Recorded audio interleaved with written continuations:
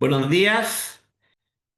Bueno, en nombre de la Cámara de Comercio de Santiago y en particular del Comité Tributario, nos hacemos el deber nuevamente de estar con un nuevo taller en donde podemos conversar precisamente de temas de la tributación que nos obliga muchas disposiciones legales vigentes y sobre todo que, bueno, tenemos recientemente, digo recientemente porque en realidad hace un año ya prácticamente Sí. un año que salió publicada la ley 21.713 respecto de la ley de cumplimiento tributario y hoy día vamos a tener la presencia del Servicio de Impuestos Internos representado por nuestro colega y fiscalizador, don Jonathan Navarro. Don Jonathan nos ha ayudado en otros talleres, por lo tanto ya nos conocemos.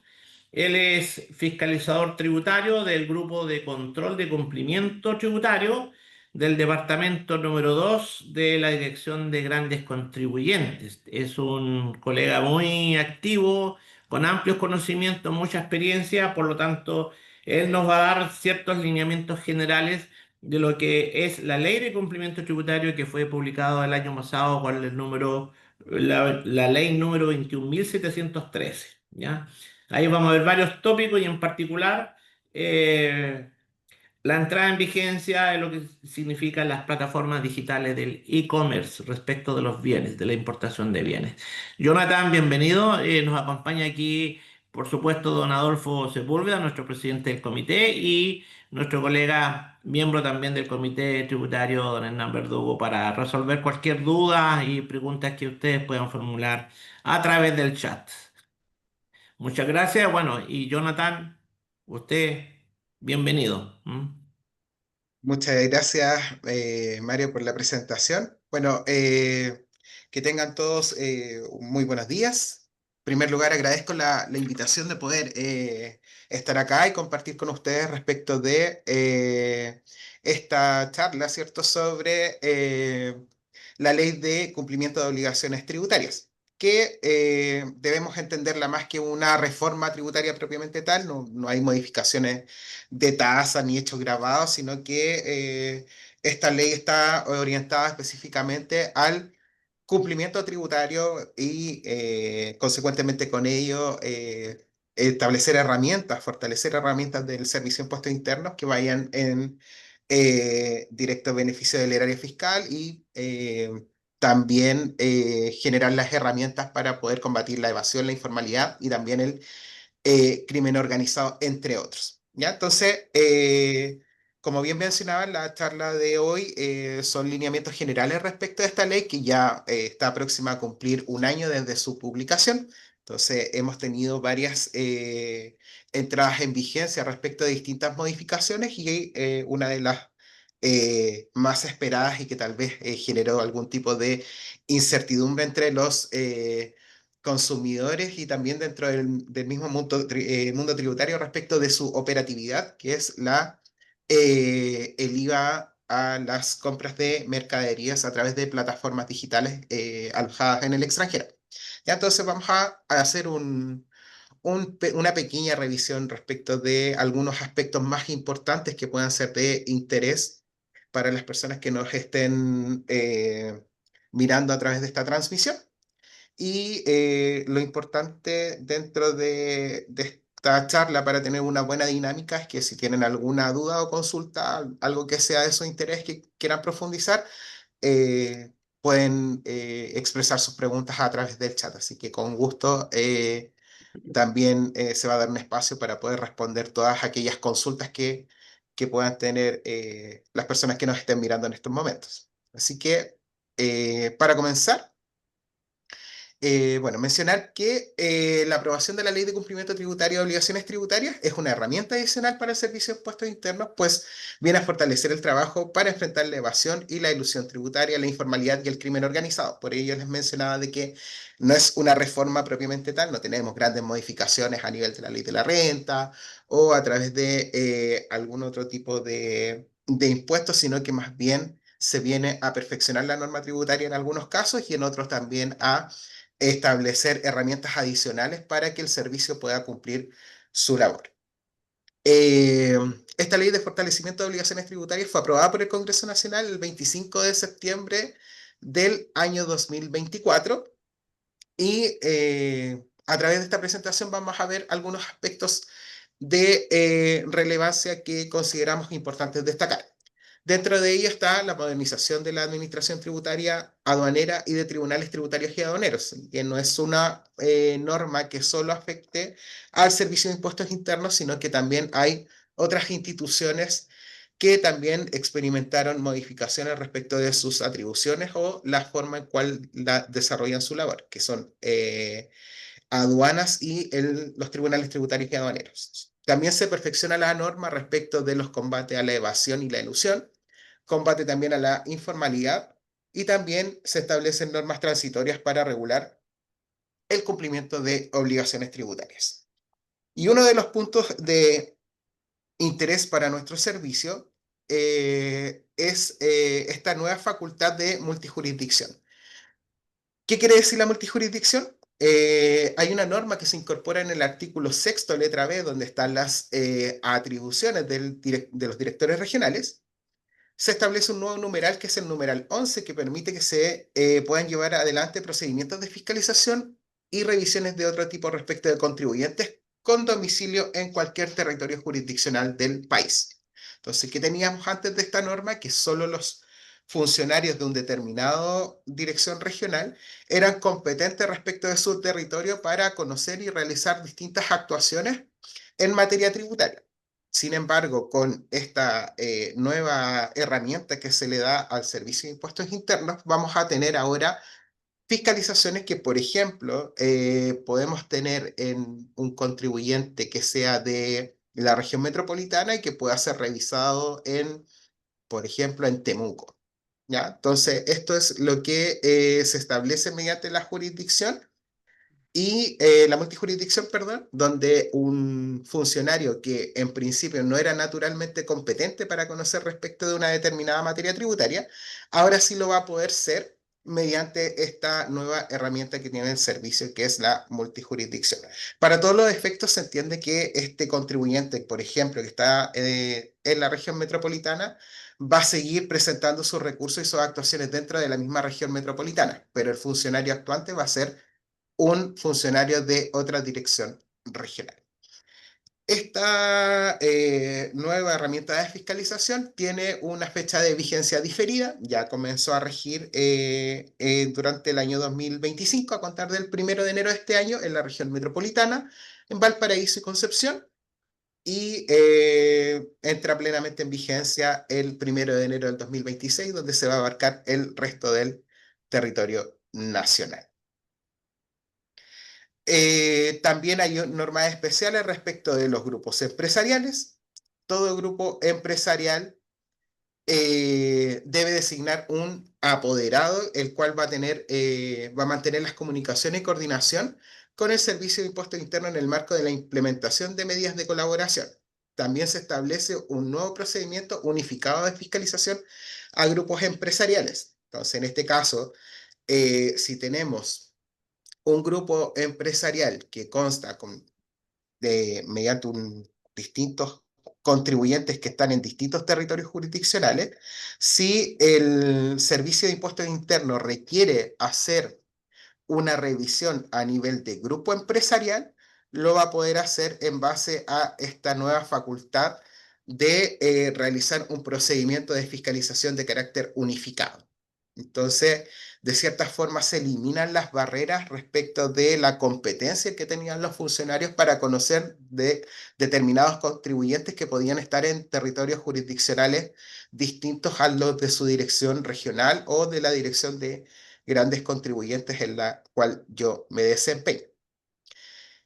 Esto tiene vigencia desde el primer día del mes siguiente al de la publicación de la ley. Por lo tanto, esto entró en vigencia en noviembre del año 2024 y al menos en la dirección de grandes contribuyentes, de cierta forma ya se está implementando estos tipos de revisión de carácter unificado. Lo importante acá es respecto de aquellos contribuyentes que estén en la situación de que pertenezcan a un determinado grupo empresarial, que puedan definir el apoderado para que éste mantenga las comunicaciones y coordinaciones necesarias con el Servicio de Impuestos Internos en el marco de la implementación de medidas de colaboración que tenemos que entenderlas como una facultad donde el servicio facilita el cumplimiento tributario a los contribuyentes a través del, y que está consagrada en el artículo 33 del Código Tributario. También hay modificaciones respecto del secreto bancario, se incorporan cambios al procedimiento general administrativo, también se incluye un procedimiento de carácter simplificado sin oposición del contribuyente y se modifica el procedimiento judicial general disminuyendo los plazos. Se suspende también la prescripción en favor del servicio y de esta manera el levantamiento del secreto bancario se armoniza con los procedimientos de fiscalización, también transformándose en una herramienta fundamental, que también podíamos en este caso iniciar algún procedimiento de fiscalización y si era necesario levantar el secreto bancario, también eso generaba perjuicios dentro del procedimiento de fiscalización respecto de los plazos también para obtener la información. Entonces, también se entregan herramientas al servicio desde este punto de vista, de la modificación del secreto bancario. Y acá me gustaría detenerme un poco más, porque esta es una modificación bastante importante. Recordemos que el Servicio de Impuestos Internos es un órgano del Estado, ¿cierto? De él emanan actos administrativos trámite o actos administrativos terminales. Y cuando la administración tributaria, en este caso el Servicio de Impuestos Internos, emite una resolución, una liquidación o un giro, estos surten efecto a través de la notificación. Por lo tanto, es importante saber el momento en el cual se notifica un acto administrativo porque desde ese momento empiezan a correr los plazos, ya sea para que el contribuyente presente una reclamación ante el Tribunal Tributario y Aduanero o bien alguna presentación de carácter administrativo como es la reposición administrativa voluntaria, más conocida como la RA. Entonces, ¿por qué hago mención a esto? Porque ahora cambió la regla general en materia de notificaciones. Hasta antes de la modificación de la ley 21.713 que reformó el artículo 11 del Código Tributario, la regla general en materia de notificaciones era presencial, por cédula o por carta certificada. Esa era nuestra regla general, sin perjuicio de que el contribuyente de manera voluntaria se enrolara, ¿cierto?, en el sistema de notificación por correo electrónico, que entendemos, ¿cierto?, que es una vía más expedita de notificación, pero no dejaba de ser voluntaria. Entonces, también un punto importante respecto de ese enrolamiento, que cuando se generaba esta situación, esta forma de notificación prevalecía por cualquier otra. Por lo tanto, la notificación electrónica pasaba de cierta forma a ser la regla general, salvo que la ley ordenara una forma distinta de notificación. En cambio, con la modificación de la ley 21.713, ahora se establece la regla general señalando que las notificaciones que el servicio deba practicar se realizarán por correo electrónico a la dirección que el contribuyente haya señalado y que conste en el sitio personal del contribuyente. Por lo tanto, ya no se requiere el enrolamiento al sistema de notificación por correo electrónico, sino que este ahora constituye la regla general, salvo, también tengo que hacer la precisión, que la ley establezca un medio distinto de notificación, como por ejemplo las notificaciones de infracciones que se deben realizar personalmente o por cédula. Por lo tanto, la regla general en materia de notificación es la notificación electrónica.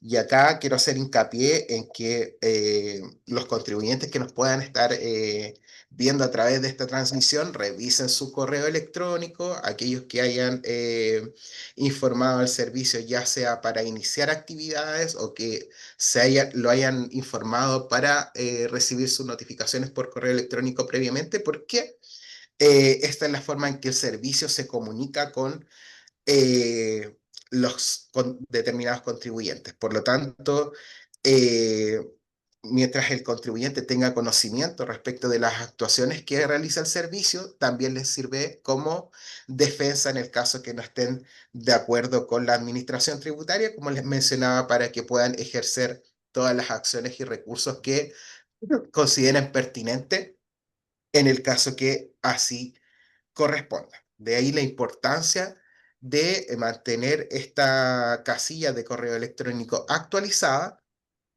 y que no se vayan a generar situaciones donde pueda existir, por ejemplo, un correo mal informado, el servicio va a emitir este tipo de notificaciones, ¿cierto? Y el contribuyente por alguna razón podría no enterarse de una determinada situación.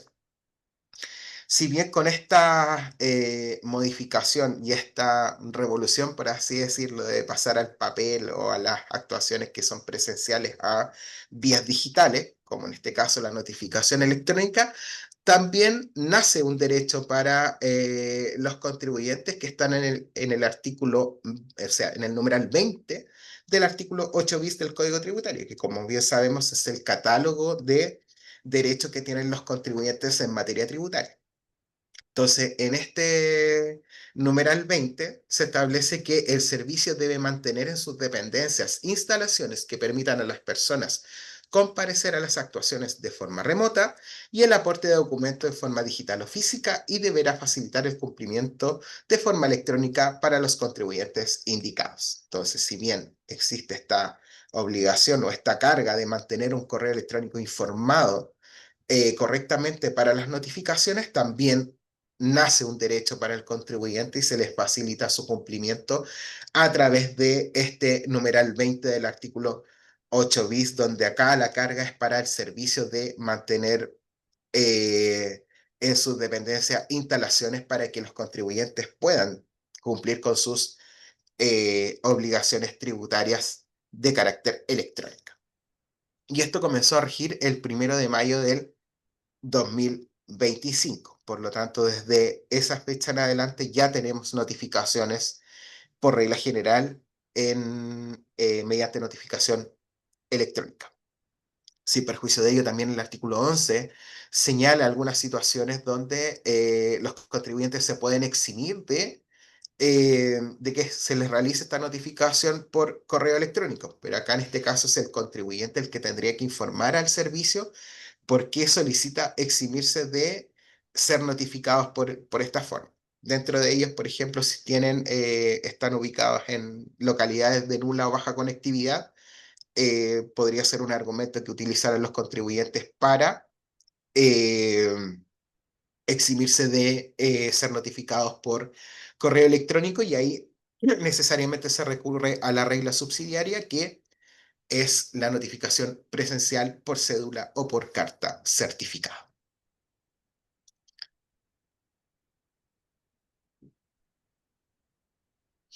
En cuanto a materia de delitos tributarios, en la aplicación de los delitos se consideran las nuevas formas de comercio y se asegura la proporcionalidad en las penas aplicables a delitos de falsificación de facturas con otros delitos tributarios más graves.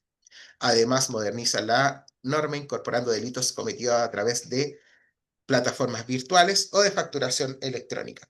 Por ejemplo, en el artículo 97, número 22, este se modificó por completo y ahora lo que señala es que el que autorice folios de facturas, boletas o guías de despacho, notas de crédito, notas de débito u otros documentos tributarios electrónicos, a sabiendas que serán utilizados para defraudar al fisco, será sancionado con pena de presidio menor en su grado máximo y multa de hasta 10 unidades tributarias anuales. Entonces, este artículo 97, número 22, está orientado al funcionario del servicio que autoriza folios de documentos a sabiendas, ¿cierto?, de que serán utilizados para defraudar al fisco.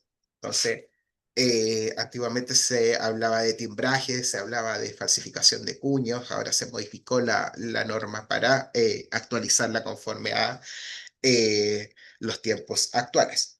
Y respecto de este punto de los delitos tributarios, me gustaría detenerme, si me lo permiten, quiero leer el numeral 27 del artículo 97, que este es eh, un nuevo delito establecido en este catálogo del artículo 97 y que dice: el que, habiendo tomado conocimiento del inicio de un procedimiento administrativo judicial tendiente a la determinación o liquidación del impuesto o el cobro judicial de obligaciones tributarias, ejecute actos o contratos que disminuyan su activo o aumenten su pasivo sin otra justificación económica o jurídica que la de perjudicar a la administración tributaria o frustrar total o parcialmente el cumplimiento de sus obligaciones tributarias, será castigado con la pena de presidio menor en su grado máximo. O sea, aquí también hay una carga para el contribuyente que haya tomado conocimiento que la administración tributaria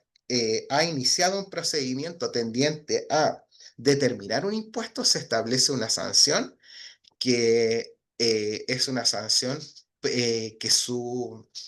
es un delito cuya sanción tiene aparejada una pena corporal o una pena privativa de libertad, que es de presidio menor en su grado máximo. ¿Qué quiere decir esto? Una pena de 3 años y un día hasta 5 años. Entonces, antiguamente esto se veía no muy éticamente correcto, el estar distrayendo bienes, ¿cierto?, para eludir una obligación tributaria, pero a contar de las modificaciones de la ley 21.713, ya esta conducta tiene el carácter de ser considerada como un delito. Entonces, hay modificaciones importantes respecto a esta materia, pero quería resaltar un delito asociado al funcionario y por otra parte también asociado a los contribuyentes. Así que es importante también que puedan revisar este artículo 97, número 27. En cuanto al inicio de actividades, se incorporan modificaciones al artículo 68, estableciendo que la prescripción se aumenta, renueva en 12 meses para la revisión de los efectos tributarios de las modificaciones no informadas por todos los contribuyentes que intervinieron en ella. Entonces, si a consecuencia de una modificación que no se realizó de manera oportuna, se generan efectos tributarios, el tan solo hecho que esta modificación no se haya informado oportunamente va a aumentar o renovar en 12 meses el plazo de la prescripción. Sin perjuicio de ello, también se establece un plazo total respecto de este aumento o renovación, donde este plazo no puede superar los 6 años.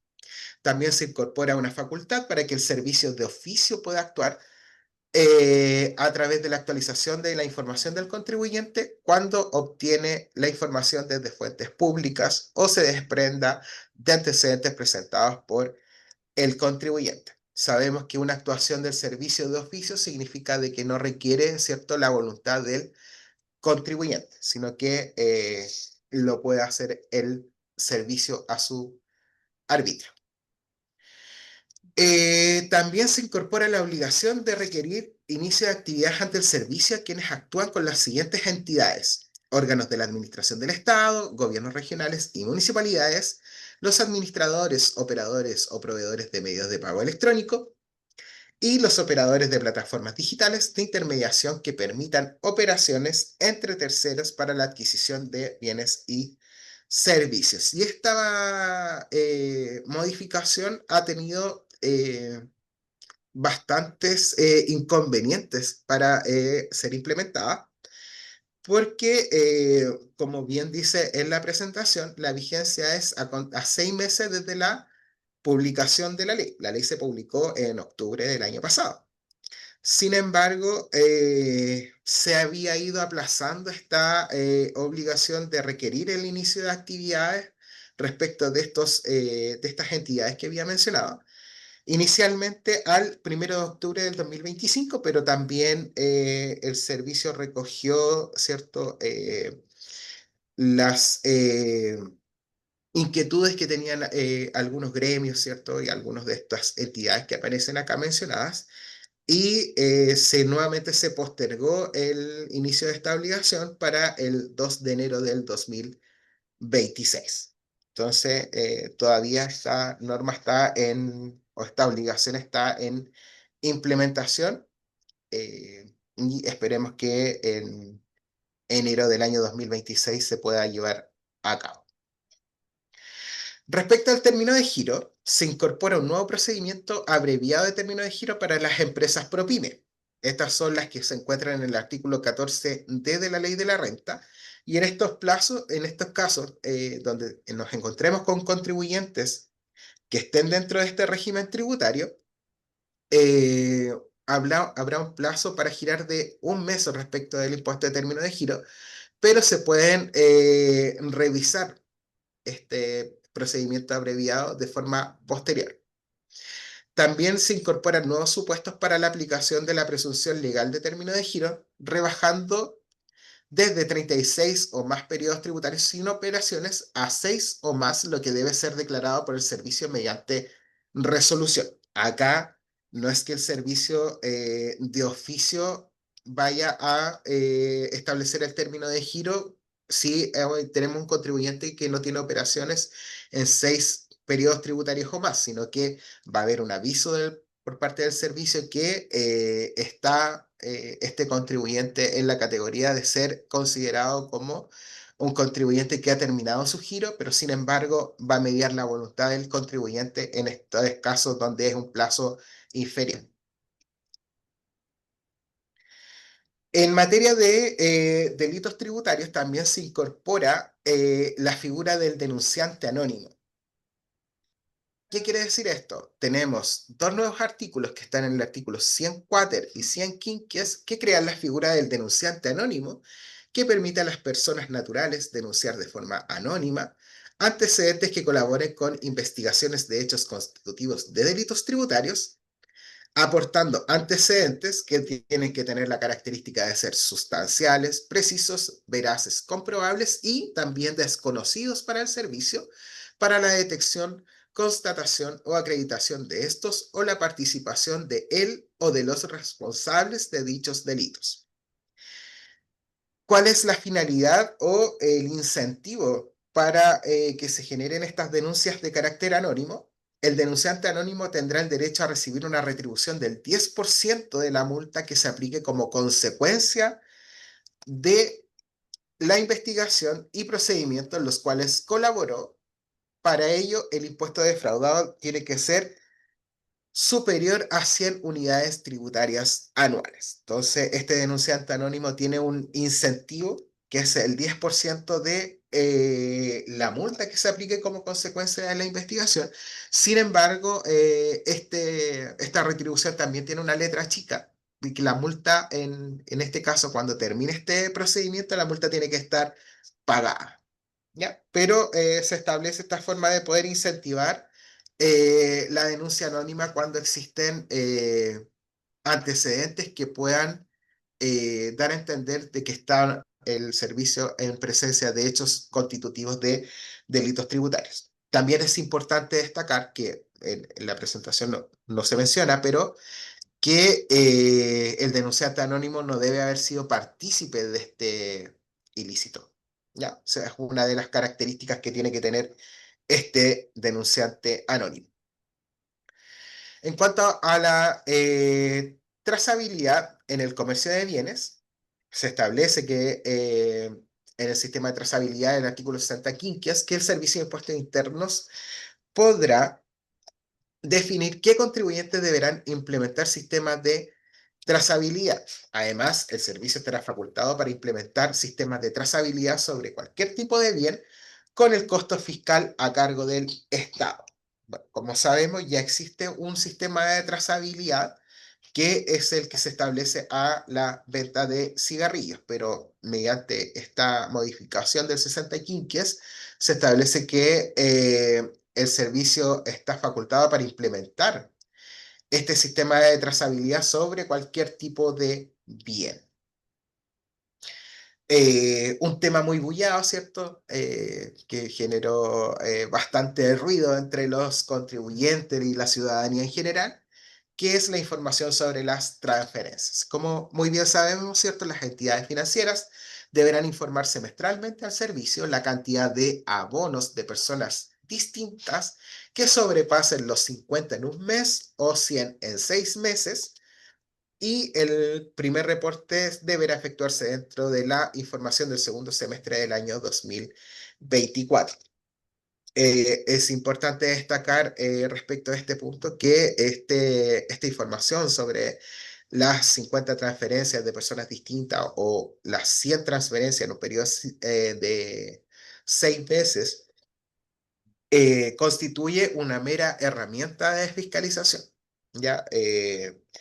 Como muy bien lo mencionó en un webinar hace un par de meses atrás, nuestra directora subrogante, este es un insumo que se va a utilizar con otras herramientas de fiscalización y con otras informaciones que el servicio dispone para poder crear planes de fiscalización y ver en definitiva quiénes son las personas que están ejerciendo alguna actividad comercial y que no están cumpliendo con sus obligaciones tributarias. Por eso también el servicio fue enfático en mencionar que, por ejemplo, el tesorero del curso o las personas que tienen, no sé, alguna actividad deportiva, por ejemplo, que tienen cuotas o se juntan para poder comprar alguna indumentaria entre ellos y realizan aportes, no están incorporados dentro de esta norma, sino que lo que se busca específicamente son aquellos que ejerzan alguna actividad y que no están cumpliendo con sus obligaciones tributarias. Respecto a este punto, también mencionar de que si bien en un principio las tarjetas de prepago habían quedado fuera, eh, respecto de una última modificación que hubo en el Código Tributario, también se incorporaron estas instituciones que emiten tarjetas de prepago. No recuerdo muy bien el número de la ley, pero es aquella que también considera la rebaja transitoria del impuesto de primera categoría para aquellos contribuyentes del PROPYME, que en su momento le llamaron como ley miscelánea, que fue un mensaje que envió el presidente de la República al Congreso Nacional en el mes de febrero. Así que ahora están incorporadas todas las instituciones que tienen información respecto de transferencias de dinero. Eh, Respecto de este punto de los bienes usados, se incorpora la obligación a los vendedores habituales de bienes muebles usados y otros casos análogos que se determine mediante resolución de emitir un documento tributario que identifica a su proveedor los bienes adquiridos y su cantidad. Entonces, acá, si bien estamos ante la venta de bienes usados, que se establece esta obligación de la emisión de documento tributario y de identificación del proveedor, es para aquellos vendedores habituales de bienes muebles usados. No es para todo el universo de personas que podría vender algún tipo de bien que sea de su propiedad y que tenga la característica de usado, sino que son a los vendedores habituales de estos bienes. Respecto de las operaciones en efectivo, se obliga a que las compras y ventas de bienes que superen un determinado monto límite, que oscila entre las 50 y 135 UF, deban respaldarse en un documento que registre la identidad del pagador, según determine el director vía resolución, o en una factura afecta o exenta. De no cumplirse las señaladas condiciones, la operación deberá efectuarse a través de medios de pago electrónico o cualquier otro medio de pago que permita la individualización del pagador. Y en definitiva, esta es una nueva facultad que va en la búsqueda, ¿cierto?, de aquellos contribuyentes que realizan operaciones en efectivo y que no los podemos identificar. De cierta forma, esta es una medida para poder identificar aquellos compradores que tal vez puedan obtener recursos a través del comercio ilícito o a través del crimen organizado o el blanqueamiento de activos. En su momento se estableció este umbral de 50 a 135 UF porque mediante estudios que se realizaron se entendía que dentro de este rango está la mayor cantidad de operaciones que se hacen a través de efectivo. Por lo tanto, si existe un comprador dentro de este rango de 50 y 135 UF que realice una compra en efectivo, se tiene que identificar con algún documento para poder detectar cuál es la identidad del pagador. Eh, tu, tu, tu, tu,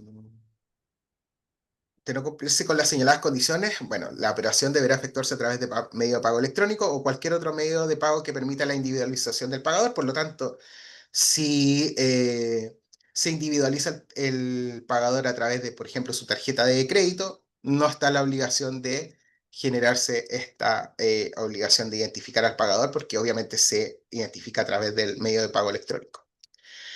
Eh, Respecto de la ley de la renta y una modificación en el artículo 10, inciso tercero, donde se modifica una excepción para la aplicación del impuesto en el sentido de especificar que la relación de determinar el 5% que figura en este artículo 10, inciso tercero, puede ser tanto una relación directa como indirecta. O sea, el, puede ser el propio contribuyente o también el contribuyente puede tener participación a través de interpósita persona. Pero estas son materias propias de tributación internacional y ventas de activos subyacentes. Cuando comprador y vendedor están en el extranjero, y realizan alguna convención respecto de un bien, una empresa que esté en territorio nacional.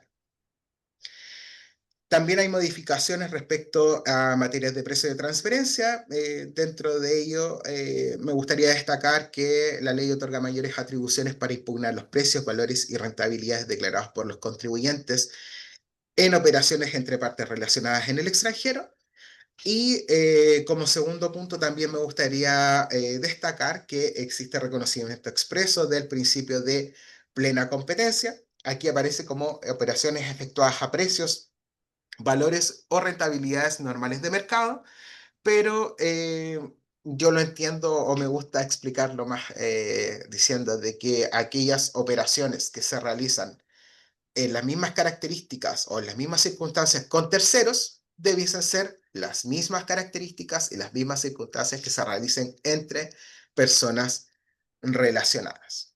Así que tengo una materia como más específica relacionada con tributación internacional y también se modifica el régimen fiscal preferencial, donde se sustituye de manera íntegra el artículo 41H, que define cuándo un territorio o jurisdicción tiene un régimen fiscal preferencial. ¿Y cuándo se va a entender que un territorio o jurisdicción tiene un régimen fiscal preferencial? Cuando se cumplan con dos requisitos copulativos. Si se tiene o no intercambio de información y si es calificado o no como cumplidor o sustancialmente cumplidor según el Foro Global. Por lo tanto, de cumplirse esas dos condiciones, se va a entender de que este contribuyente está en un régimen fiscal preferencial. Y acá algo que está a puertas, ¿cierto?, de implementarse, que es el IVA en compras a través de plataformas digitales a contribuyentes no domiciliados en Chile. Entonces, la norma establece la obligación de inscripción en el mismo régimen simplificado de IVA que existe para los servicios digitales a las plataformas extranjeras que efectúen ventas de bienes adquiridos en línea, cuyo precio no exceda los $500.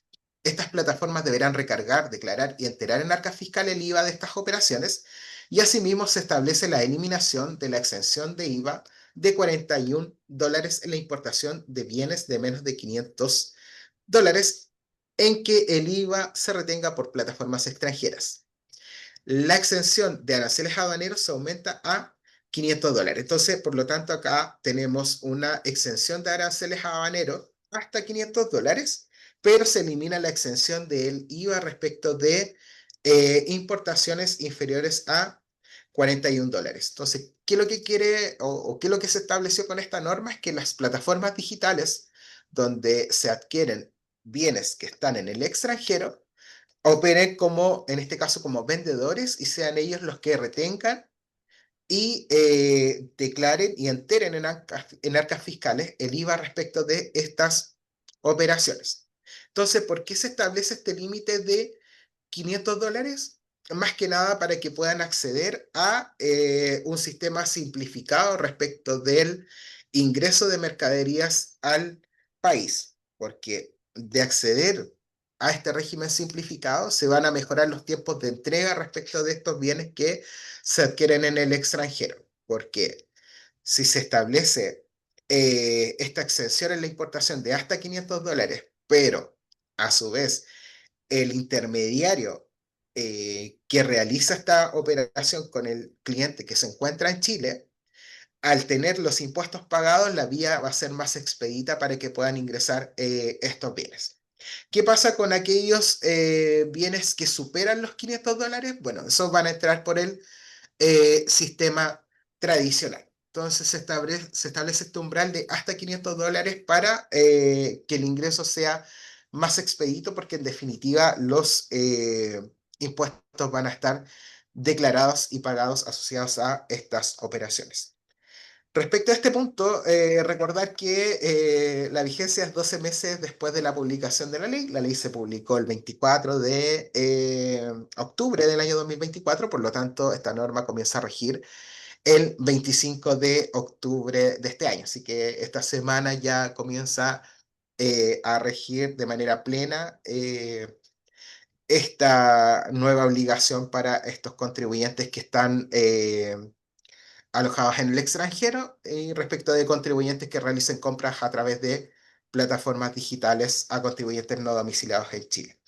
Respecto a este punto, también pueden ver en las noticias que publica frecuentemente el Servicio de Impuestos Internos que alrededor del 90% de las transacciones que se realizan a través de estas plataformas digitales y que están explicados por ciertos contribuyentes que me imagino que nosotros en su mayoría conocemos, ya un 90% se encuentra inscrito en este régimen simplificado de IVA que inicialmente era para los servicios digitales y ahora es para las ventas, ya que se realizan respecto de contribuyentes en el exterior.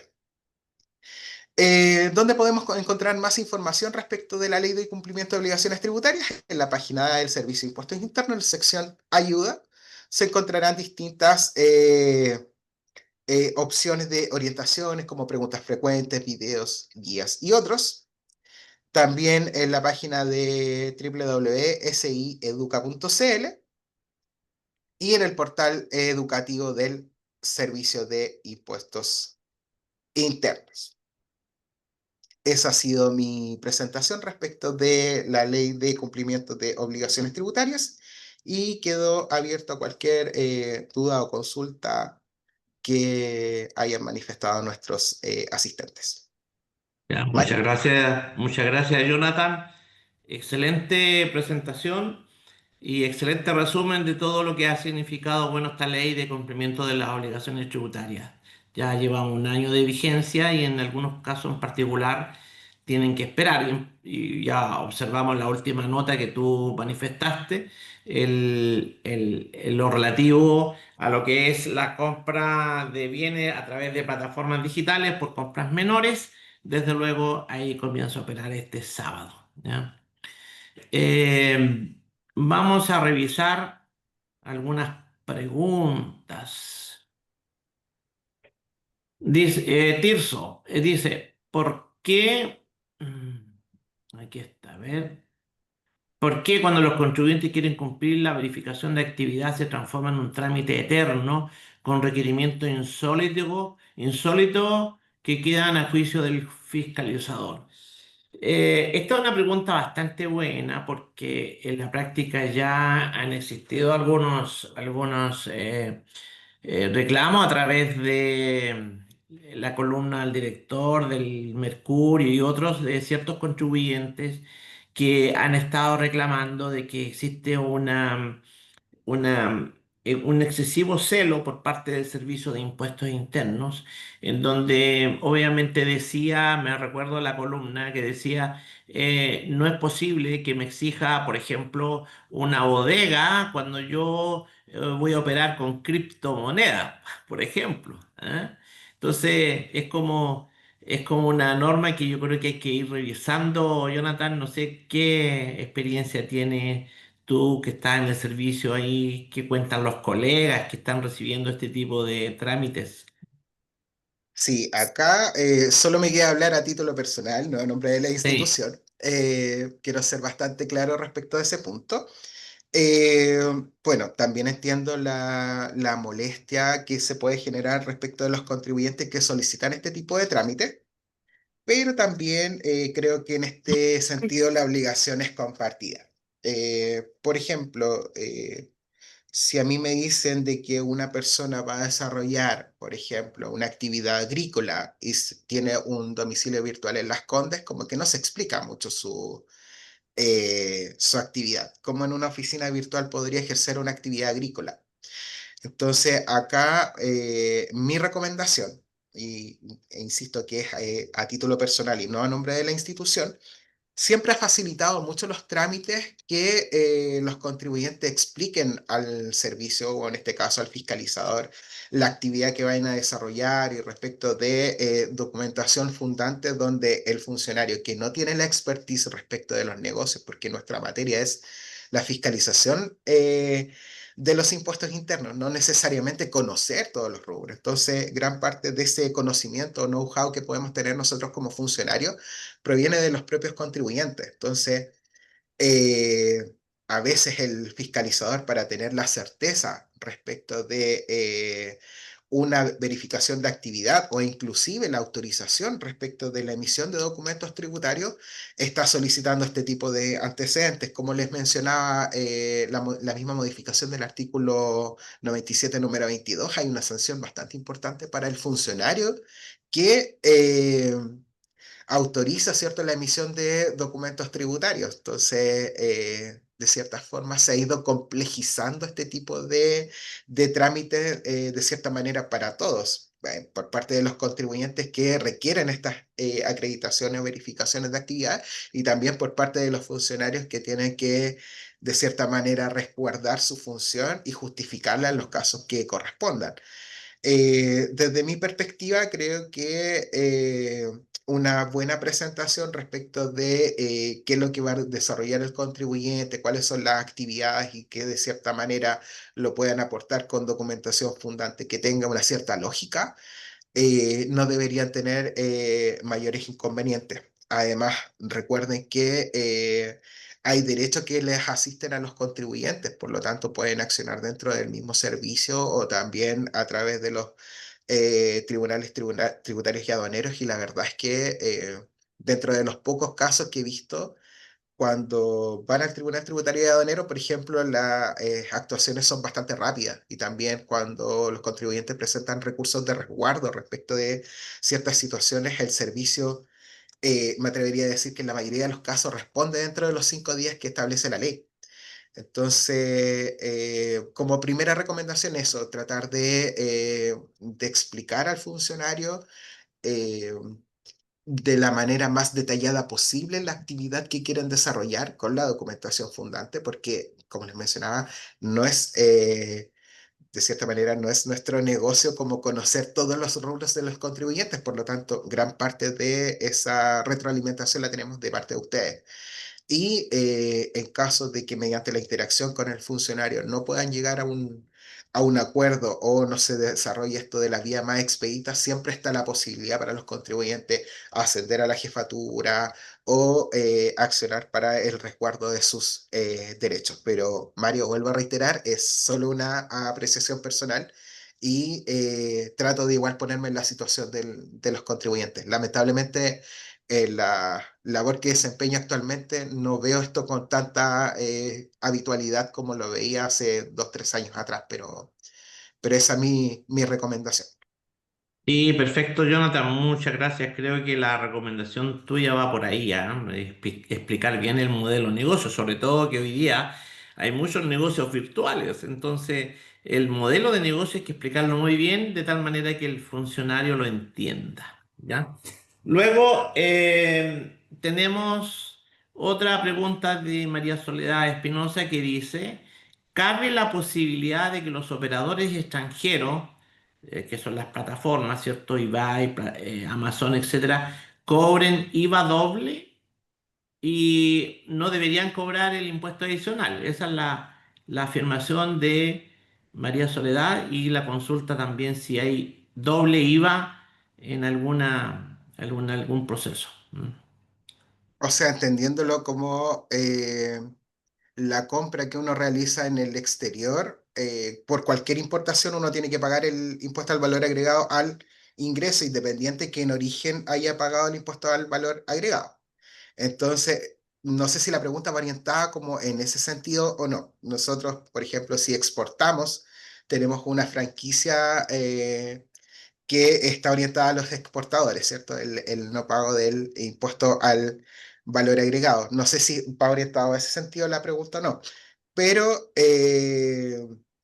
la verdad es que no veo cómo podría estas plataformas digitales cobrar un doble IVA. Se cobra IVA. Ah, no, Sí. es uno u otro. Es uno u otro. Lo mismo que ocurre con las plataformas digitales. Las plataformas digitales, cuando hay operaciones en el exterior, o bien se paga el impuesto al valor agregado o se paga el impuesto adicional, pero no se pagan Claro. ambas. En las Eso, importaciones de bienes no hay impuesto adicional, claro, regularmente, claro. Entonces, pero en la importación de bienes, tal vez podría existir un doble IVA, estimada Soledad, pensando en una operación específica, en que tú hagas una compra en el extranjero y ella lo sube a una casilla y no lo compre a través de alguna plataforma. ¿Ya? Entonces ya estás pagando el IVA. Suponte tú que compres un libro de España. ¿Ah? Entonces estás pagando el IVA de España y luego al internar a Chile vas a pagar de nuevo el IVA por la importación. exacto. Así es. Entonces ese es el cuidado que tienes que poner. Pero a través de este modelo que aplica el nuevo artículo 3 bis o el cuarto de la ley de impuesto a las ventas y servicios, no debería pagar doble IVA. ¿Por qué? Porque o es un modelo que es a través de plataformas digitales, o bien a través, ¿no es cierto? Si no son compras menores, va a pasar por la importación tradicional de bienes. ¿Ah? Así que no debería pagarse doble IVA en ese sentido. Así es. Rodrigo Castro señala, en materia de delitos tributarios, ¿qué ocurre con sanciones a los asesores que proponen esquemas a los contribuyentes que generalmente no están bien educados y se sanciona al contribuyente? ¿Qué pasa con la responsabilidad del asesor? Uy, qué grande esta pregunta, ¿no? Sí, la herramienta respecto de esa materia en particular está en el artículo 100 bis del Código Tributario. Y está orientada principalmente a la norma general antielusiva. Dice la persona natural o jurídica respecto de quién se acredita haber diseñado o planificado los actos, contratos o negocios respecto de los que hubiera declarado la existencia de abuso o simulación, según los dispuestos en los artículos 4 4 4 y 15, será sancionada con las multas que se indican a continuación. Entonces, ahí está abordada la sanción respecto del asesor. Lo que sí he hecho, y de nuevo a título personal, lo que eché de menos acá es que se habla de multas y no se habla necesariamente de penas privativas de libertad. Entonces, Sí, desde ese punto de vista, sí, como está orientada la norma general antielusiva, eh, se busca declarar la elusión por parte de los tribunales tributarios y aduaneros, por eso tal vez quedó con esta norma de multa, pero aquellos que participan en actividades ilícitas, me hubiese gustado que hubiese estado más explícito el tema de la sanción respecto sí.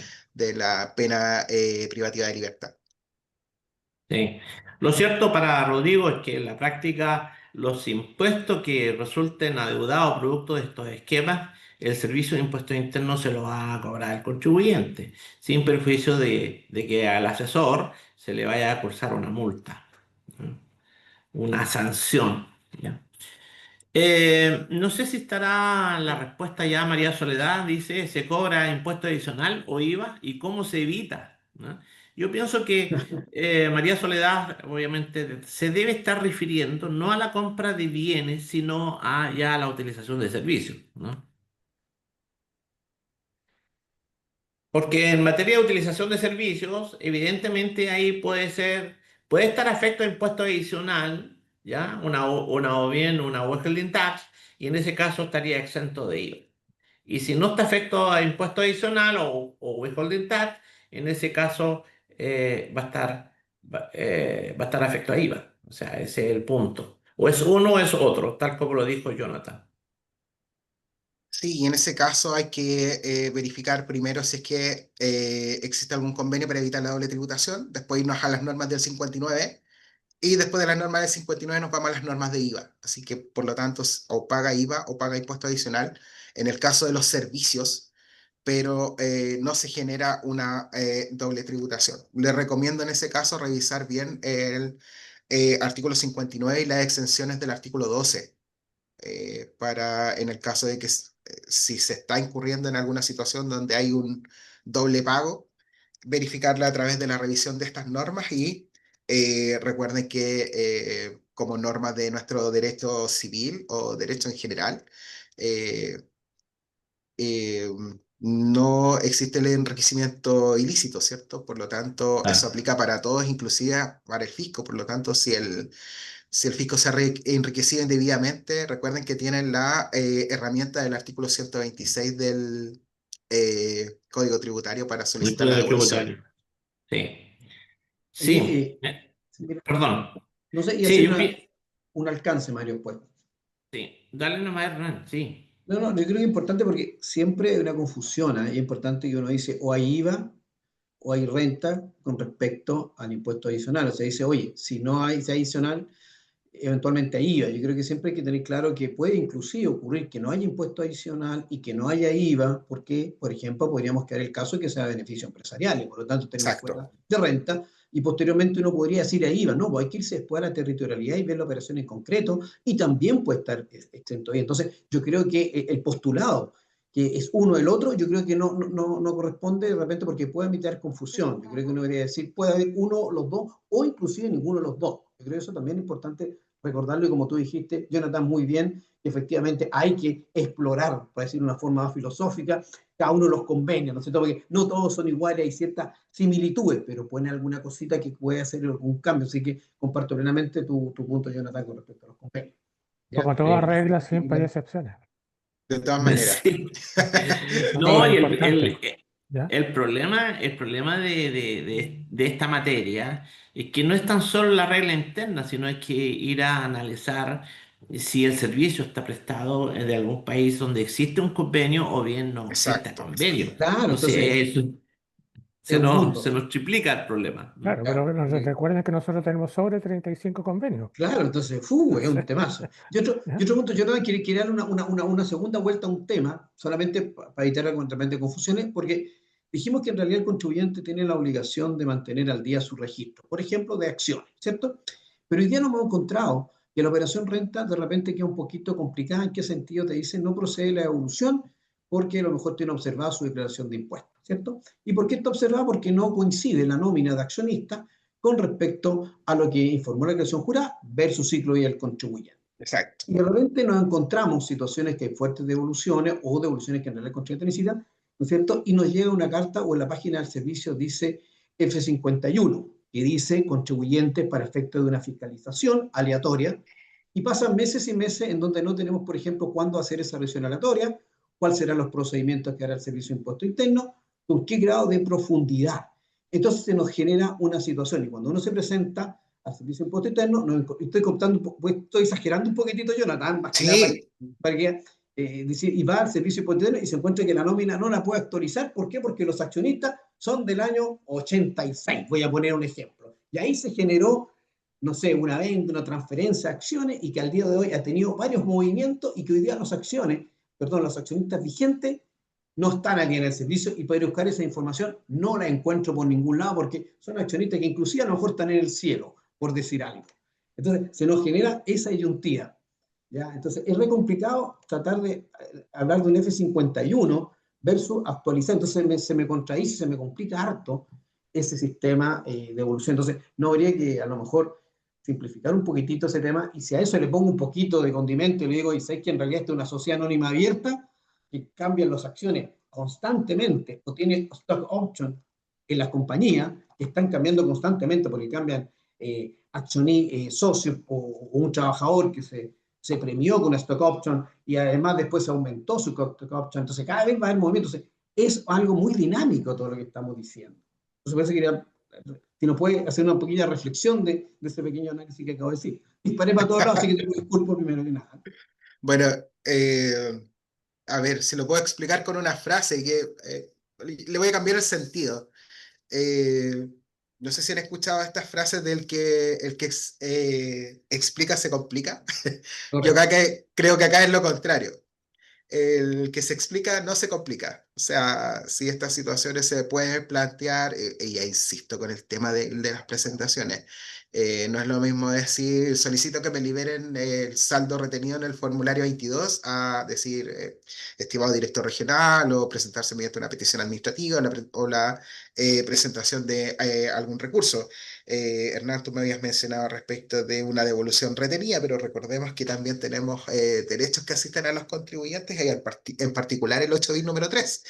Entonces, también es un llamado a que el contribuyente pueda libremente y sin temor ejercer las acciones que correspondan para que se le respeten sus derechos. Y al final del día, eh, de alguna u otra manera todos podemos de cierta forma vulnerar algún derecho de algún contribuyente, o también a nosotros nos pasa en el día a día. Entonces, el llamado es a que puedan ejercer las acciones que sean pertinentes para lograr en definitiva el fin que ustedes buscan. Y respecto de ese tema puntual de las acciones, me tocó verlo hace muchos años atrás, cuando recién implementamos la reforma tributaria, la 20.780 con la Ah, ok. 20.899, que ahí se generó bastante problema, y la verdad es que en algunos casos me atrevería a decir que mediante reuniones con fiscalizadores y jefes de grupo, principalmente del área de asistencia, en muchas situaciones se logró subsanar ese tipo de observaciones, porque sí, con el cambio que se establecieron mediante esta reforma tributaria y después la simplificación, el dato del propietario pasó a ser un dato relevante respecto de la atribución de la renta, ¿cierto? O la aplicación del régimen semi-integrado. Recuerdo que en esos tiempos se dio con mayor frecuencia esta situación que me plantea. Pero en general, con estas observaciones F, que Sí. entendemos estas observaciones F como de fiscalización, ahí hay algo, Claro. algo que el servicio quiere revisar, pero tal vez no es muy explícito en decirnos qué específicamente es.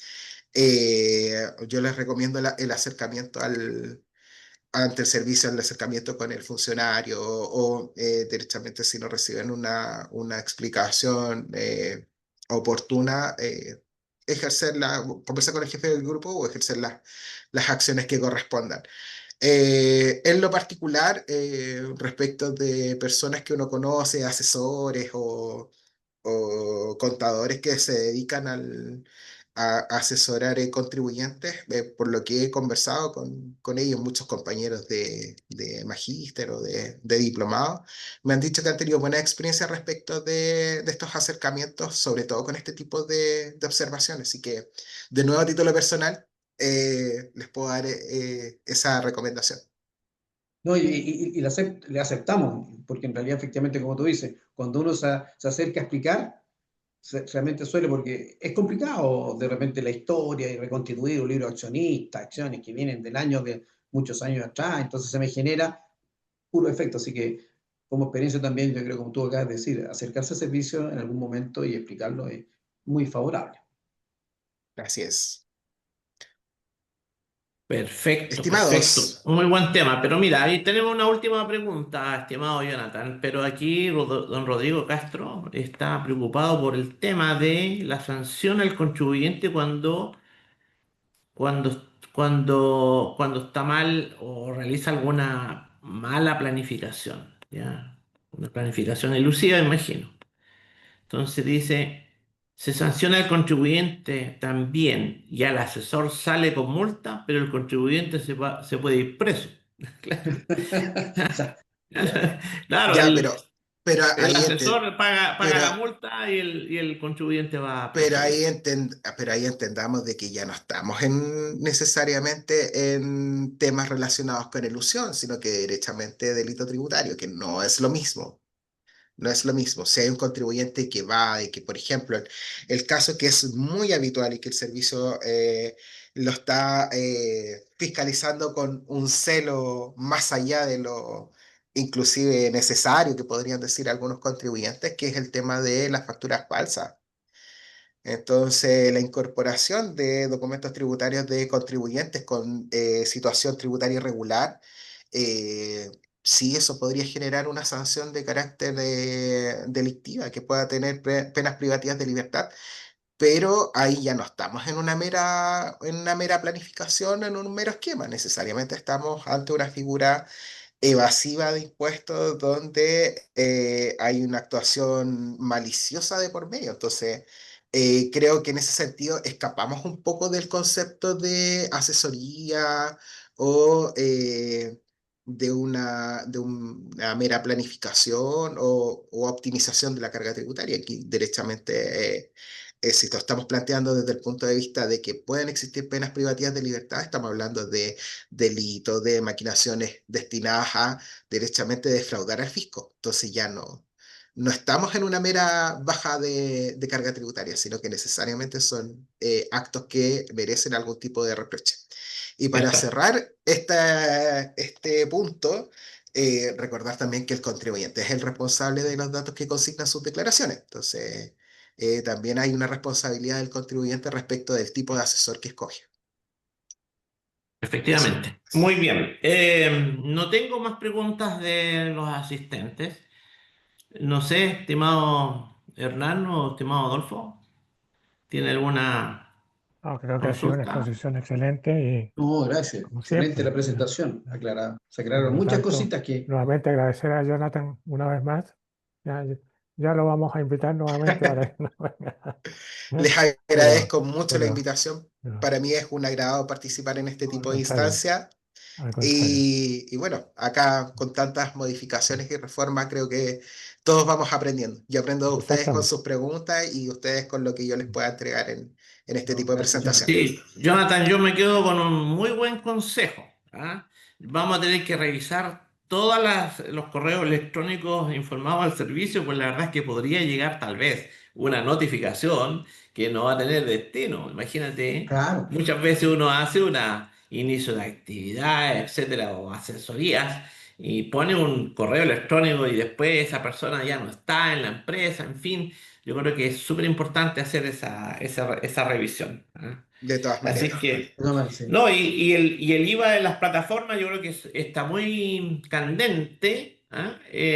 A través de los intermediarios locales en Chile y a través de las plataformas que no tienen domicilio ni residencia en Chile, que empieza a operar este 25 de octubre. Así que, por favor, Así tengamos es. todo eso presente, seguimos aportando al fisco con las compras desde el extranjero. Muchísimas gracias.